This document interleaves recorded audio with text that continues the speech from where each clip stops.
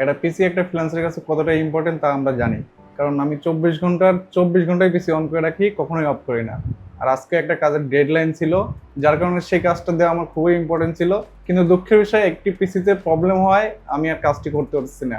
মূলত আমার C drive ফুল হয়ে যায় এবং যার কারণে আমি সেটা বাড়ানোর ট্রাই করি কীভাবে এক্সটেন্ড করা যায়।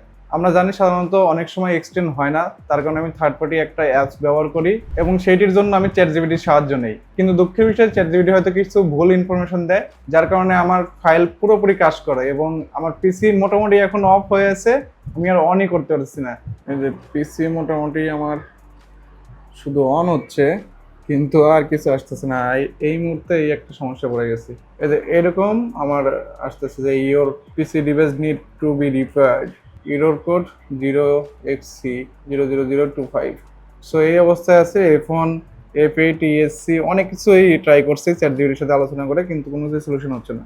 সো এই যে একটা কাজের ইম্পর্টেন্টের সময় একটা ভুলের কারণে আমি কাজ দিতে পারতেছি না, পিসি সম্পূর্ণ অফ, আমার ফাইবার আপর সব কাজ বন্ধ হয়ে আছে। সো ফ্রিল্যান্সারের জন্য একটা পিসি কতটা ইম্পর্টেন্ট তা আমি এই সময় হারে হারে টের পাচ্ছি। সো অনেক সময় অনেক কিছু না জেনে করা উচিত না, যা এই ভুলটা আমার হয়ে গেছে।